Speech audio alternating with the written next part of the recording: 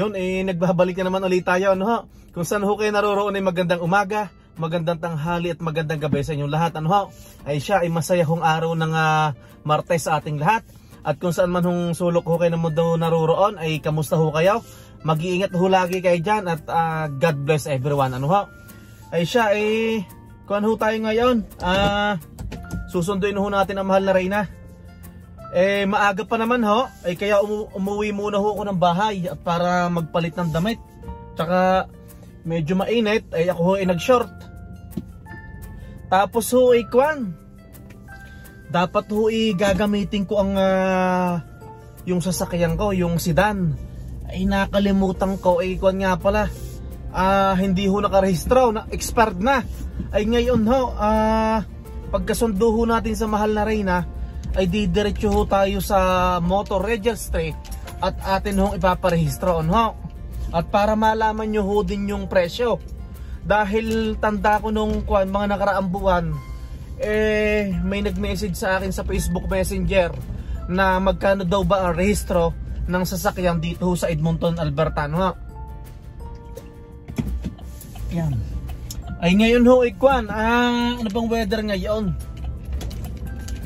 I-check natin mamaya, saglit lang ho. I-check ko dito sa weather forecast. Ay ito ho ngayon ang itsura ng Edmonton, Alberta. Ano bang oras na? Mag-aalas 3 ho ng hapon. Positive 21. Ayun nga ho, nabanggit ko kanina ay magpaparehistro ho ko ng sasakyan. Ipaparehistro ko ho yung sedan, yung maliit na sasakyan. At ito ho, sa darating na weekends ay ikakarwash namin. Ikakarwash ko ang ilalim at ia-undercoat ho namin, ano? At para magtagal ho ang sasakyan, pangontra sa kalawang, ano ho?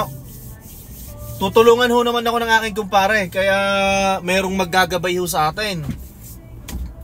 Tawag ho doon, may nagtatanong nga ho pala sa akin, yun hong ating subscriber at saka ho mga viewers ho natin, kung may alam ho daw ako doon sa mga nabalitaan nila sa social media na parang may pagbabago yata dito sa Canada.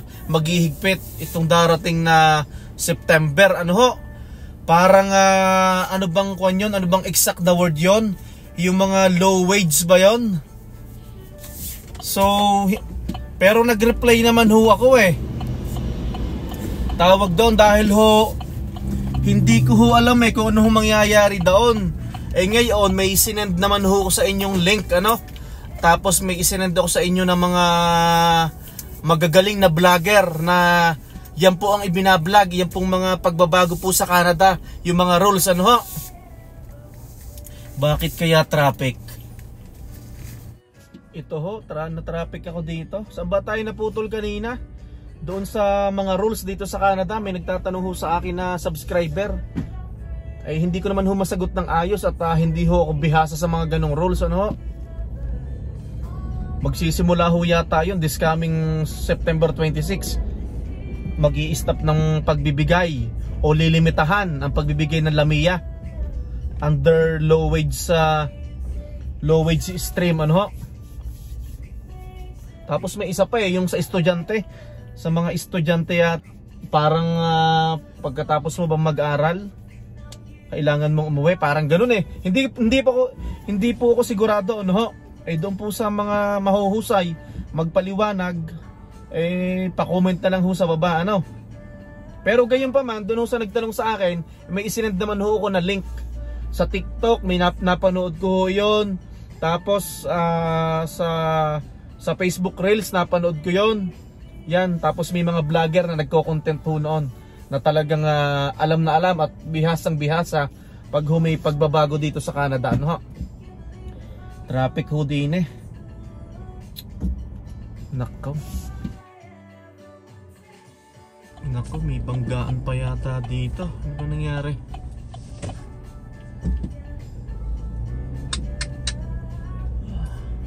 Nako, yuping-yupe. Sus Mariosep.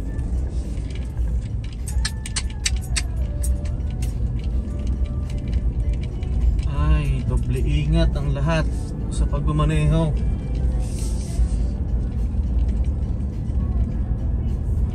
biglang kumulimlim, parang ulan. Ito ho, malapit na ho ulit tayo sa trabaho ng mahal na Reyna. At worry ko, noong kahapon ay may mga boot dito. Ngayon parang wala na yata. Malalaman natin. Kahapon ho ay napaka-traffic din eh. At first day ng school daw ng mga bata ay may mga event ba o ano. Yun, makakapasok na tayo. Wala na. Ito ho, papasok na ho tayo. Ito yung nakasarado kahapon na itong sa may bandang kanan. Yan, susunduin na natin ang mahal na Reyna. Hindi ko alam kung makikisabay uli yung yung kanyang katrabaho. Pagkatapos ho dito, diretso na ho tayo ng ng motor registry at ipaparehistro ho natin yung sasakyan. At yun muna ang gagamitin ko. At ito sa darating na weekends nga ikakarwash ko, tapos i-undercoat namin doon sa garahe. Kasi baka mamaya ho mapaaga ang patak ng isnaw para maagapan agad para hindi ho kalawangin yung ilalim. Abi wala pa mahal na Reyna ba?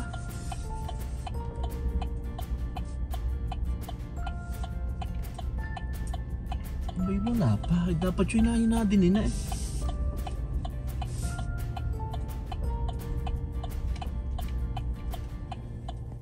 Ito, hinihintay na ho natin ang mahal na Reyna. Nagbibihis lang ho daw. Yung palang katrabaho niya hindi daw makikisabay at overtime. Ayos naman ho din ang lagay niya. At ang importante tawag doon, mabait naman yung pinaka-head nila. Tapos madali siyang mag-request Tapos ang trabaho laang niya Monday to Friday laang. Ay di napakaige. Kagaya ho din ang schedule ko. Gayon din Monday to Friday. Tapos Sabado at Linggo nakapag-banding kami ni na Utoy Ay di masarap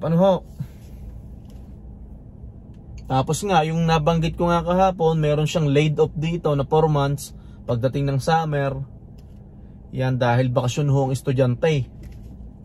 Pero ayos din naman at siya nakakapagtanim yun. Doon nga siya natuwa Saktong-sakto yung laid off niya na pa summer at nakapagtanim siya ng halaman. Nakikita niyo ho naman sa likod ng bahay Patagal Ito, kasama na ho natin ang mahal na Reyna. Ay mag-hi ka muna. Ayan kumusta trabaho? Busy. Busy? Akala ko hindi. O busy sa pag-chismisan? No, mag-isa ako Pilipino doon. Mag-isa ka lang Pilipino? Yeah. Akala ko nung orientation may kasama kang bago Pilipino. Hindi. O ibang department? Ibang department. Okay. Ako lang mag-isang Pilipino sa kitchen. Okay. Ay diretso tayo ng motor registry at ipaparehistro ko yung sasakyan. Mas mainam na din yung nakarehistro. Dami kong ginayat na anong ginayat mo? Binalatan na pinwrap na pinya tsaka pakwan. Ilang box. Parang may 10 box ng Ay yung electric fan mo nadala? Nandun. Tuwan-tuwa nga sila Tuwan-tuwa? Oh thank you Apple. Thank you Apple. Ay hindi naman nagalit ang chef nyo. Okay lang Ay dapat pinoprovide nila yung mga ganong electric fan. Kasi dapat sa company. Yeah. Tsaka yung kitchen namin dapat aircon kasi salad kami, di ba? Ay pintay aircon doon nung nandun ako Dapat malamig. Hindi kasi o kulang ang lamig, aircon doon. Aircon. Kulang ang lamig. Oo, kulang ang lamig kasi gawa nung ang laki ng freezer tsaka cooler, di ba? Niyayakag ko si Kiel. Sabi ko tara sunduin natin si Mama. Ayaw na sumama siguro binata na darating talaga ang time na hindi nasasama sa atin yun Ang pagkakasabi. Sabi tara sunduin natin si Mama. Tapos tayo kakain. Ang sabi. Huwag na papa, dito lang ako sa house, sabi niya. Baka nagtatampo. Hindi naman. Dapat sinabi mo kakain tayo. Sinabi ko naman Or magwe-wem tayo. Dapat sinabi mo ganun. Tayo magluto ng sinigang na baboy. Saan kayo makabili ng limpo? Ayaw ng baboy. Fish. Isda na lang. Ay, tawag pala. Yun nga palang mga bago dito sa Edmonton. Ano, may na-discover ako na bilihan. Ano yun? Anong ipinuntahan natin nakaraan? Presko ba yun? Hindi. Ano ba yun? Presko nga ba yun? Ano? Yung pinuntahan natin, nabilihan? Fresh ko. Presko nga ba? Yung binilhan mo ng buko, yung ganito? Fresh ko. Kaso, hindi ho parating may ganon. Ano ho? Makakatsamba ho kayo para may frozen na manok. 2 pirasong manok na whole chicken. 2 ho. Ay mabibili nyo lang ng $13. Kasi nakasale ho. Pag hindi nakasale, mabibili nyo ng isa. Mga $14 isa. Eh kaso yung nakasale. Ay, sa fresh. $13, 2 whole chicken. Tapos yung tilapia, parang $9, 3 piraso frozen. Siyempre, mas mura yung frozen eh, no? Kaysa pag mga fresh, ay kuwan, medyo mahal ng kaunti. Ay, ugat ang bante. Fish na lang. Isda na lang. Ay, may nagtanong sa akin kanina sa messenger ko kung i-vlog ko daw yung kwan. Yung mga pagbabago, yung mga napapanood natin sa TikTok, eh sabi ko, yung sa September 26, yung mga low wage stream, basta gano'n? Yung bagong rules. Bagong rules ulit. Ay kaso, hindi ako makapagbibigay ng kuwang sa kanila. Ang ginawa ko, yung mga nagbablog noon, yung mga pinapalo natin sa YouTube na eksperto sa gayon na pagbabago sa Canada, ay sinend ko yung mga vlog nila. Tsaka sa TikTok, tsaka sa Facebook Reels. Kalat na kalat. Ay, napanood ko na nga pala yung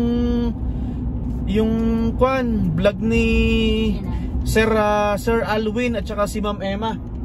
Napanood ko na yung vlog nila yon. Bali, pinakita tayo doon sa vlog nila. Nagkita po kami sa Calgary. Maraming salamat ho, Sir Alwin at Ma'am Emma. Yan. Bali, nagkita ho kami sa Calgary. Hindi pala nagkita. Bali, hindi naman ho sinasadyang pagkikita. Ano ho? Nagkatagpo lang ho. Taste of Philippines. Yung Taste of Philippines. Sa Calgary. Oo. Eh, kanina, pag check ko na YouTube, ina-upload nila yon. Yan. Salamat ho at na-appreciate ko ho yun. I-follow nyo po sila sa YouTube, Alwin and Emma. Sikat na sikat po silang vlogger sa Calgary. Ano po? Marami ho kayong matututunan sa kanila. Yan. Hindi ko pa na-check yung ibang videos nila eh. Hindi ko pa alam kung baka na i-vlog na nila yon or hindi pa. Yung mga posibleng pagbabago dito sa Canada itong darating na September. Malapit na ho tayo sa motor registry. Ano bang pinaka-landmark dito? Malapit po sa kuwan po ito, malapit sa Double Tree. Yan kung nakikita niyo yung hotel na yan, Double Tree Hotel by Hilton. Yan.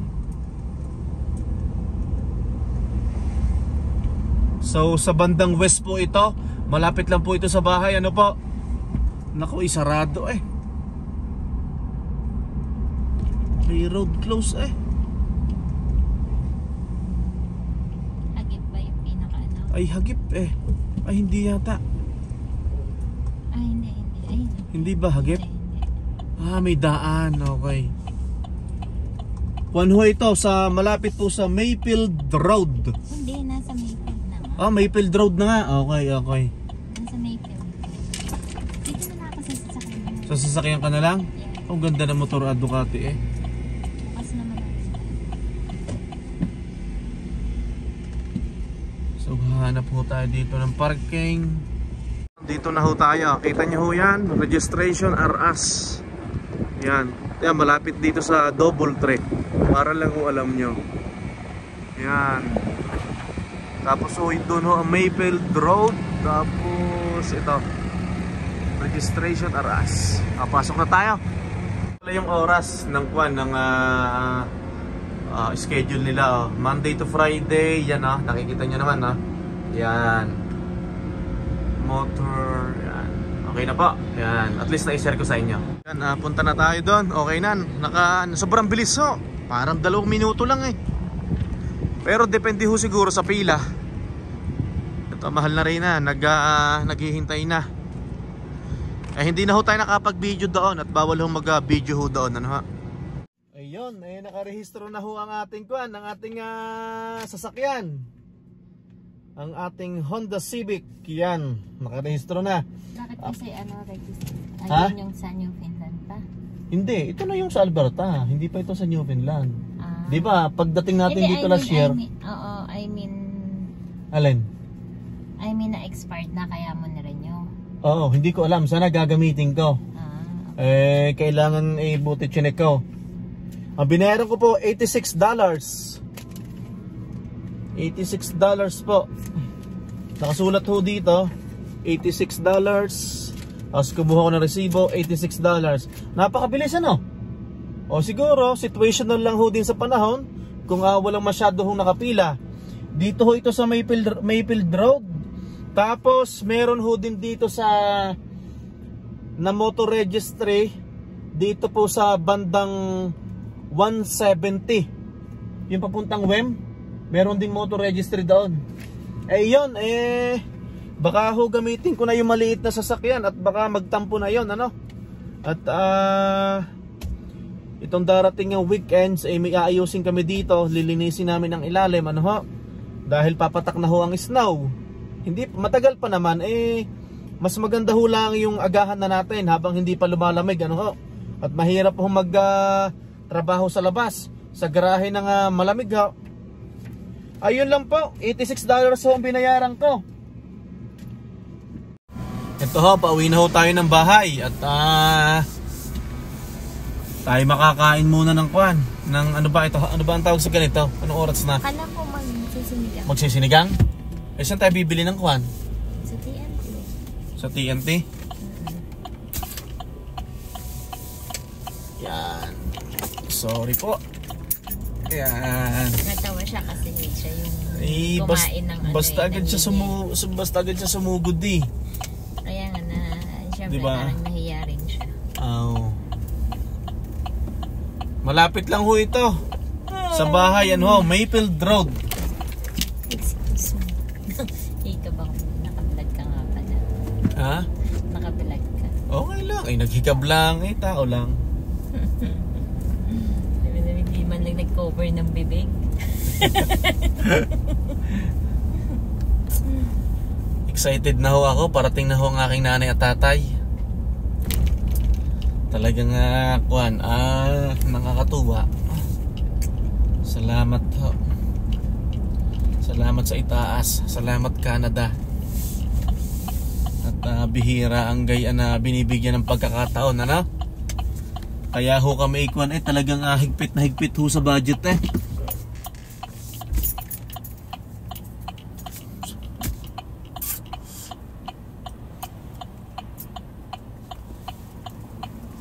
Ay, ang hirap naman dito alanganin yata ang aking banat din Ipiin mo.